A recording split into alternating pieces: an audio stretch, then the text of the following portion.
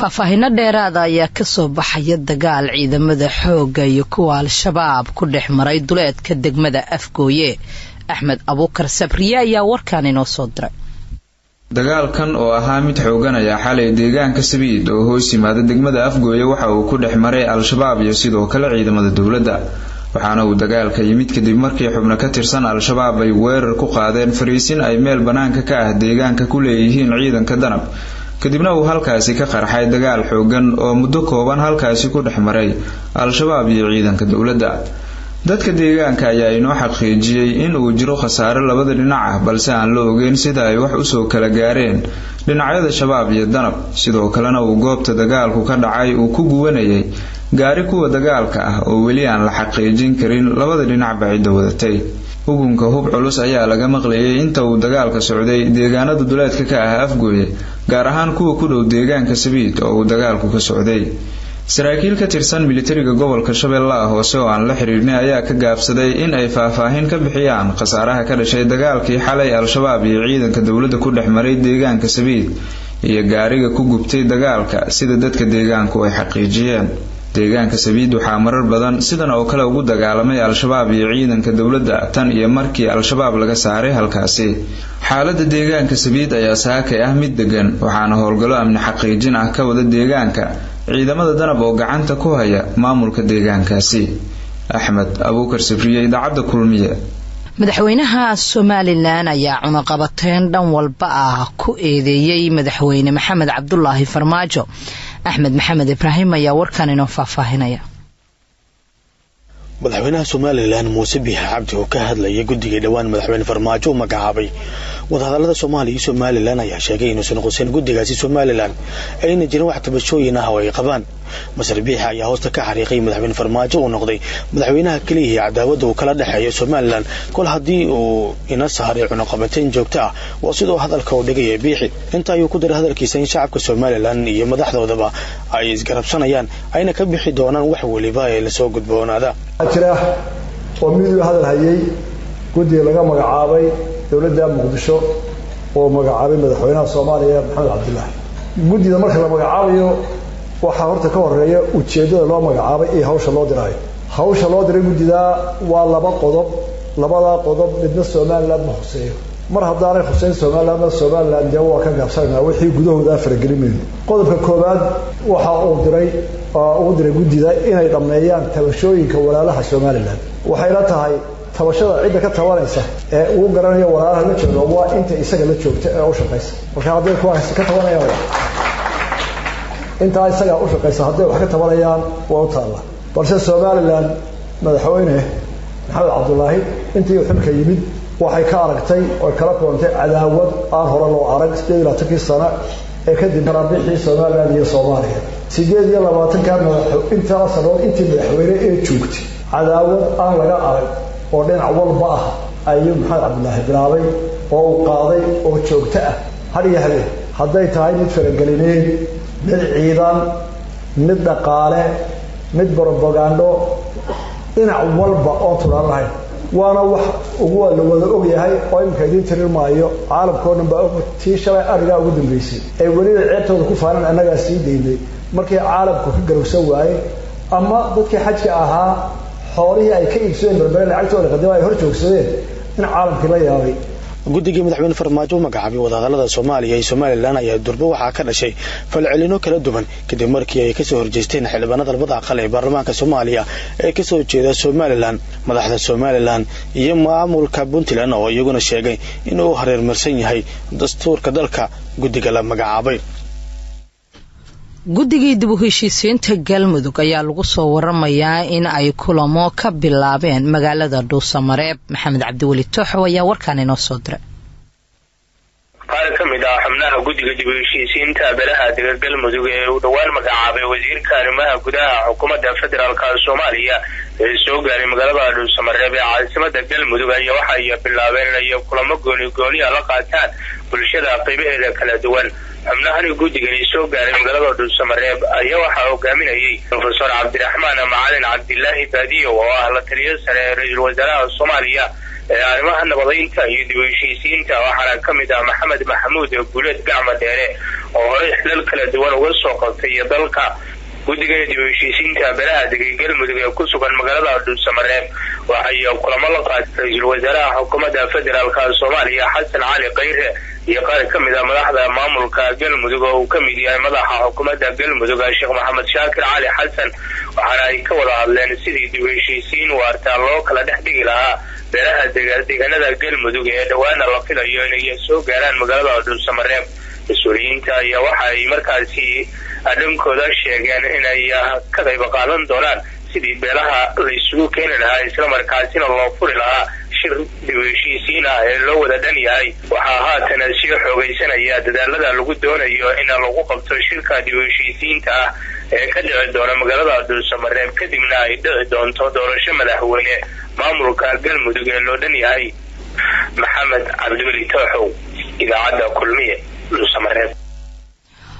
odayaasha dhaqanka ee Cadaado ayaa kulan ay ku soo bandhigayaan mowqifkooda shirka dib u heshiisiinta galmudug waxa ay ku yeelanayaan saakay degmada Cadaado.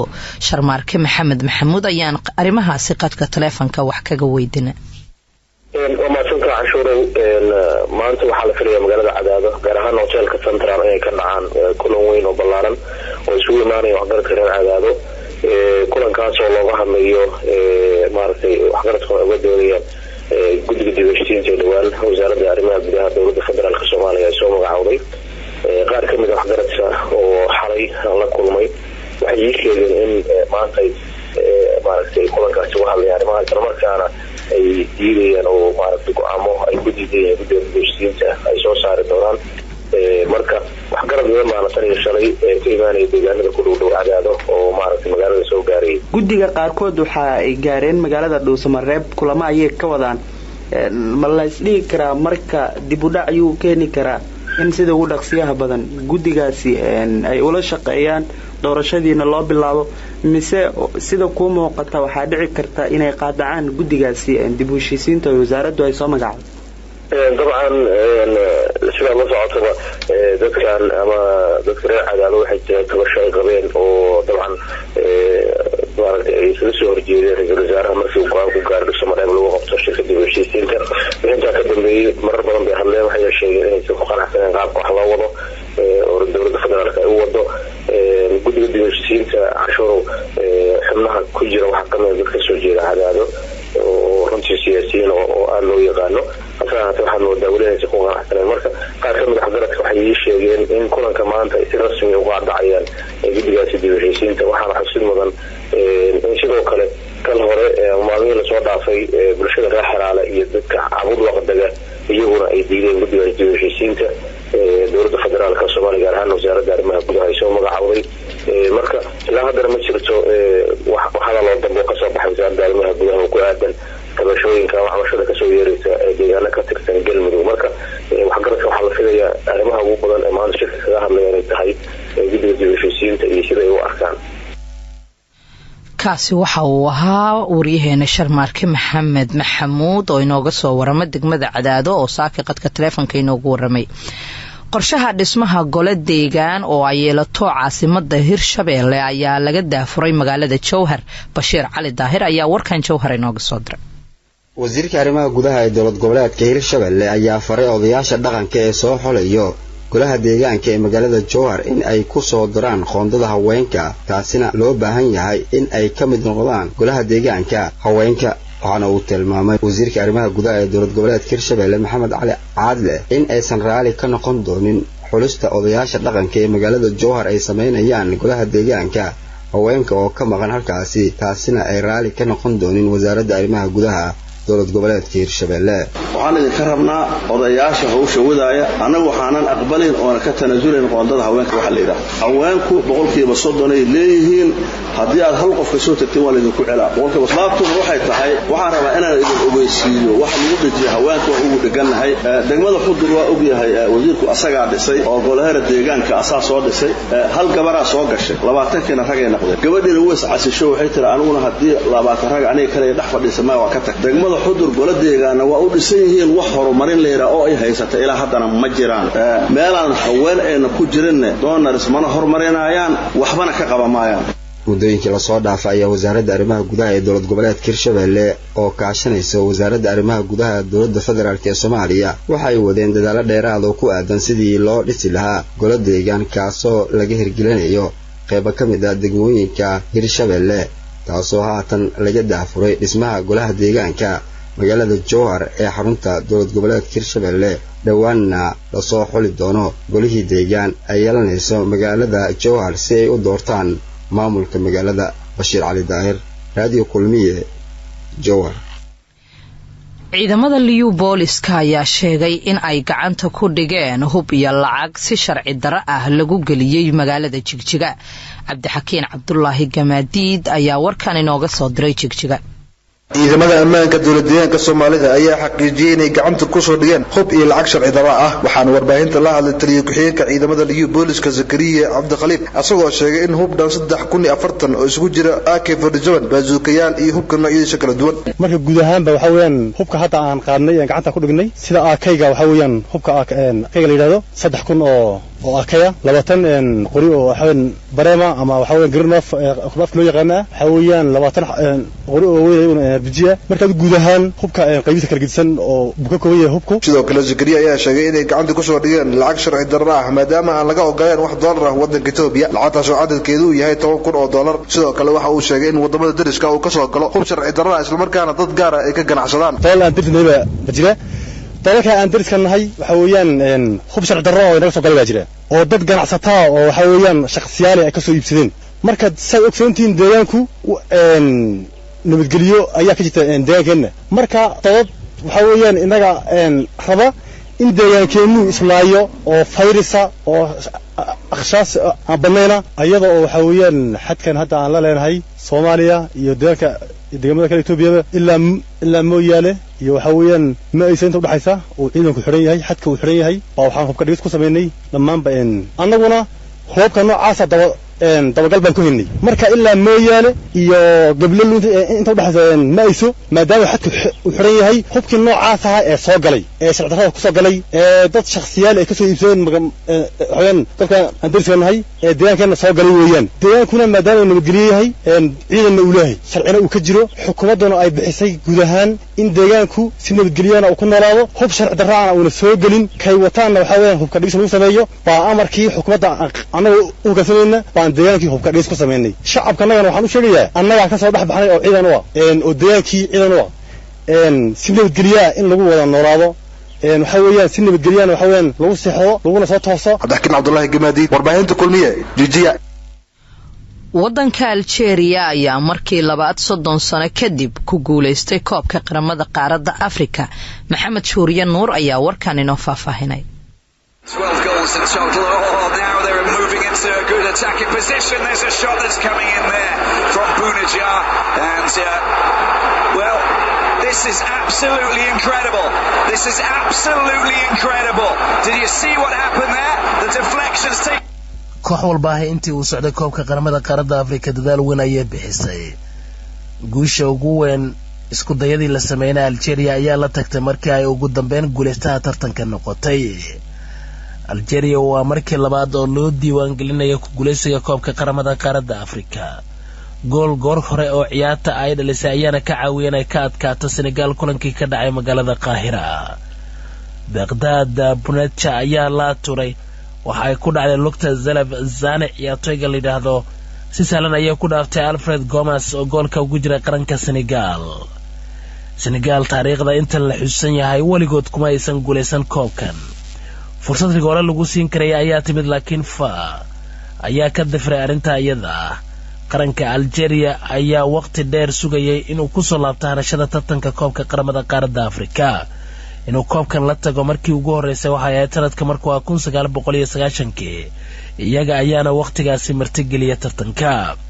ciyaartoyda Senegal si wanaagsan ayay u ciyaareen Liverpool weeryahankeeda Sedaman ayaa hogaaminayay bandhiga qarankiisa xidigan oo ku guuleystay Champions League haddii uu heli lahaa koobka qaramada qaaradda Afrika waxa uu ka mid noqon karayay kuwa meesha ugu dambeysay ku soo gaara u tartamida jaysada hibada leh ee Ballon d'Or.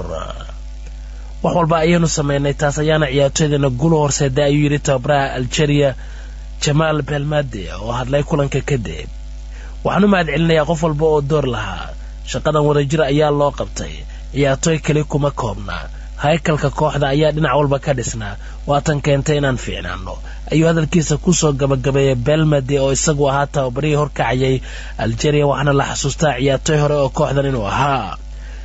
Senegal ayaa iyadu markii ugu horeysay 2002 timid finalka koobka qaramada qaaradda Afrika waqtigana Cameroon ayaa ka qaaday mar kale ayay isku dayeysay 17 sano kadib iyadoo final soo gaadhay inay hanato laakiin umaysan suuro gelin tanina waxa ay ku sii haynaysaa koob la'aanta tartankan qaramada qaaradda Afrika qaranka Senegal ee xalay laga adkaaday. Mbainian ayaa sameeyay fursadihii ugu halista badnaa ee qaranka Senegal laadad xoogan ayuu ku turay dhinaca goolka laakiin waxa markaa ka hortagay goolayaha lagu magacaabo Res Bolhe kaasoo badbaadiyay fursadaha ugu khatarta badnaa ee uga imanaya dhanka Algeria. Bolhe ayaa loo arkaa inuu dadaal weyn ku bixiyay sida qarankiisa uu u guuleysan lahaa. Ismaila Sarr oo qaranka Senegal ayaa isagu markaasi ahaa kan sameynayay isku dayada ugu badan inkastoo uu ku dadaalayay garsooraha kulanka dhexdhexaadinayay in uu qaldo maxaa yeelay mar walba waqti ayay qaadanaysay haddii la waxyeeleeyo ama aan la taaban xitaa inuu dhulka isku garaaco deetana uu soo istaago. labada ciyaartoy horyaalka Ingiriiska ee Liverpool iyo Manchester City ayaa finalkan dhadhan gaara iyagu u yeelaya waa Sadio Mane oo dhinaca Liverpool iyo Riyad Mahrez oo dhinaca kooxda kubadda cagta ee Manchester City. Mahrez ayaana markaasi isagu helay tartanka. falanqaynta haddii aynu fiirno BBC qaybta carabiga Maxamed Aqooti oo garoonka Qaahira oo qaaday 75,000 ku sugnaa waxa uu leeyahay Algeria nasiibka ayaa caawiyay maxaa yeelay gool xilli hore oo ciyaartaba ay heshay kana heshay ciyaartoyga Bonacha ayaa markaasi siiyay tartanka.